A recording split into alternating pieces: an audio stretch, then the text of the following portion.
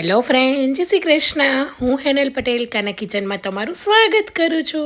આપણે રેગ્યુલર રીંગણનું શાક તો બનાવતા જોઈએ છે, પણ જો આ રીતે વરાળિયું રીંગણનું શાક બનાવી લીધું તો આંગળા ચાટી જશો. એટલું ટેસ્ટી અને લાજવાબ બનીને તૈયાર થઈ જતું હોય છે. જો ઘરમાં બાળકો કે ઘરમાં રીંગણ ના ખાતા હોય તો જરૂરથી મારી આ રેસીપી ટ્રાય કરવા જેવી છે. એટલું સરસ અને ટેસ્ટી બનશે. તો વરાળિયું ભરેલા રીંગણનું શાક બનાવવા માટે અહીંયા મેં 200 ગ્રામ જેટલા રીંગણ લીધા છે. રીંગણની સાઇઝ આ રીતે મીડિયમ લેવાની છે. વધારે પડતા મોટા કે વધારે પડતા નાના નથી લેવાના. હવે રીંગણના આ રીતે ઉપરનો ભાગ આપણે થોડો એવો કટ કરી લઈશું ને સાઈડનો આ રીતનો ભાગ આપણે કાઢી લેવાનો છે. રીંગણ જો વધારે પડતા નાની સાઇઝના હશે તો એમાં મસાલો નહીં રહે, એટલે રીંગણ આ રીતે થોડા મીડિયમ સાઇઝના લેવાના. તો હવે આ રીતે એમાં 4 કટ લગાવી લઈશું, જેથી આપણે મસાલો ઇઝીલી ભરી શકીએ. તો આ રીતે બધા જ રીંગણને મેં અહીંયા તૈયાર કરી લીધેલા છે. હવે એની અંદર થોડું એવું પાણી એડ કરીને રીંગણને સારી રીતે પલાળવા દઈશું, જેથી ઉપરની કંઈ પણ ધૂળ માટી હશે નીકળી જશે અને રીંગણ છે એ કાળા નહીં પડે. એટલે આ પ્રોસેસ કરવી ખાસ જરૂરી છે. રીંગણ પલળે ત્યાં સુધી એનો મસાલો બનાવવા માટે ગ્રાઇન્ડર જારની અંદર મોટી 3 ચમચી જેટલા ગાંઠિયા એડ કરી દેવાના છે. અને આ રીતે મિક્સ નમકીન કોઈ પણ તમે ચવાણું લઈ શકો છો કે પછી સેવ લઈ શકો છો. તો આ રીતે ચવાણું એડ કરીને 3 તીખા લીલા મરચાં અને 2 ટેબલસ્પૂન જેટલું લીલું લસણ લીધું છે. લીલું લસણ ના હોય તો સૂકું લઈ શકો છો. અને જો તમે લસણ ડુંગળી ના ખાતા હોય તો આ રેસીપીમાં લસણ ડુંગળી સ્કીપ પણ કરી શકો છો. અને હવે અહીંયા મોટી 4 ચમચી જેટલી ધાણાની દાંડલી, જે ઉપરનો ડાળખાનો ભાગ હોય એ લેવાનો છે. અને એકદમ સારી રીતે આ રીતે એકદમ પીસી લેવાનું છે. તો એકદમ આ રીતે થોડું દરદરું મિશ્રણ તૈયાર થઈ ગયું છે. તો આ મિશ્રણની અંદર હવે આપણે 1 ટેબલસ્પૂન અજમો, મોટી 1 ચમચી મીઠું કે સ્વાદ પ્રમાણે, 1 ચમચી જેટલું આપણે અહીંયા નારિયેળનું છીણ લીધેલું છે. મેં અહીંયા સૂકું નારિયેળનું છીણનો ઉપયોગ કરેલો છે, એનાથી ટેસ્ટ રીંગણનો સરસ આવશે. 1 ચમચી હળદર, 2 ચમચી જેટલું લાલ મરચું પાવડર. અને અહીંયા હવે આપણે ગોળ એડ કરીશું. ગોળની જગ્યાએ તમે ખાંડ પણ એડ કરી શકો છો. 1 ટેબલસ્પૂન જેટલો ગોળ, 1 મોટા લીંબુનો રસ એડ કરી લઈશું. અને લીલા સમારેલા ધાણા થોડા વધારે પડતા એડ કરવાના, કેમ કે એનો જ ફ્લેવર ખૂબ જ સરસ આવતો હોય છે. તો લીલા ધાણા એડ કરીને હવે અહીંયા 1 ચમચી જેટલું તેલ એડ કરવાનું છે, જેથી મસાલામાં સારી રીતે બાઇન્ડિંગ આવી જાય. તેલની જગ્યાએ તમે થોડું પાણી સ્પ્રિંકલ કરીને પણ મસાલાને આ રીતે બાઇન્ડિંગ લાવી શકો છો.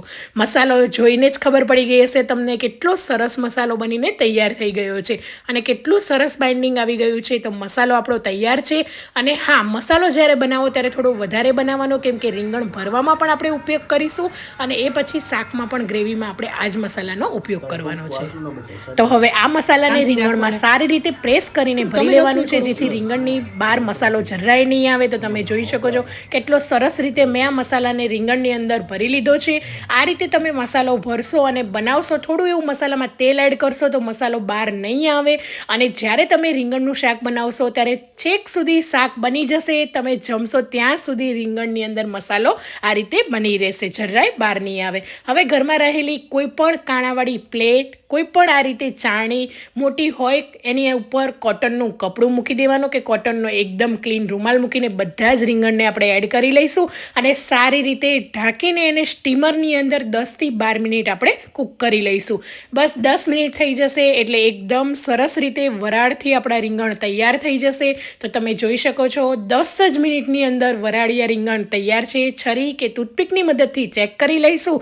તો રીંગણને એકદમ સારી રીતે હવે ઠંડા કરી લેવાના છે. જો ગરમા ગરમ રીંગણ તમે શાકમાં એડ કરશો તો શાક છે એ એકદમ રીંગણ નહીં દેખાય અને બધો છૂંદો થઈ જશે. તો રીંગણ ઠંડા થાય ત્યાં સુધી એની ગ્રેવી કરી લઈશું. 2 ચમચી તેલની અંદર જીરું, હિંગ એડ કરી લઈશું ને અજમો. એ પછી તમાલપત્ર, 1 તજનો ટુકડો, અહીંયા 2 સૂકા મરચાં લીધેલા છે, એને પણ એડ કરીને સારી રીતે સૂકા મસાલાની ફ્લેવર તેલમાં આવી જાય તે રીતે મિક્સ કરી લઈશું. એકદમ લો ગેસની ફ્લેમ પર ગ્રેવીને સાતળવાની છે. અહીંયા 2 ટામેટાની મેં પ્યુરી લીધેલી છે, તો ટામેટાની પ્યુરી પણ એડ કરી દઈશું. અને ટામેટાની પ્યુરીમાંથી સારી રીતે તેલ છૂટે ત્યાં સુધી આપણે એને કૂક કરવાની છે.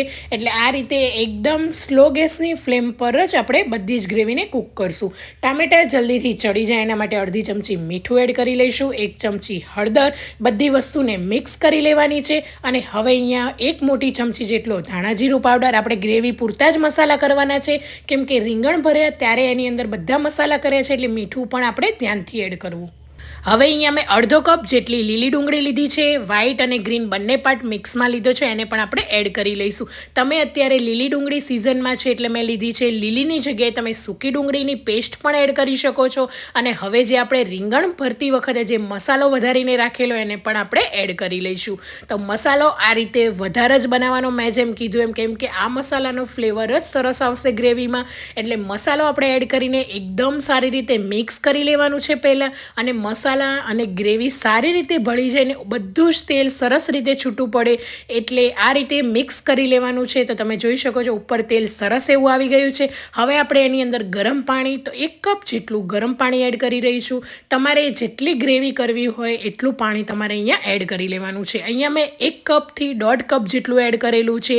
અને પાણીને સારી રીતે મસાલામાં એકદમ સરસ રીતે મિક્સ કરી લેવાનું છે. અને પાણી ઉકળી જાય પછી બધા જ વરાળિયા રીંગણ એડ કરી લઈશું અને એક વખત મિક્સ કરી લઈશું. તમે જોઈ શકો છો રીંગણમાં જે મેં મસાલો ભરેલો એ રીંગણ બનાવતી વખતે હજી પણ એમ જ રહેશે અને જ્યારે આપણે સર્વ કરીશું તો પણ. એટલે મસાલામાં થોડું તેલ ને મસાલાને એકદમ સરસ રીતે આ રીતે ભરવાનો કે જેથી મસાલો રીંગણમાંથી બહાર ના નીકળે. તેલ ઉપર આવી ગયું છે, ગ્રેવી થીક થઈ ગઈ છે.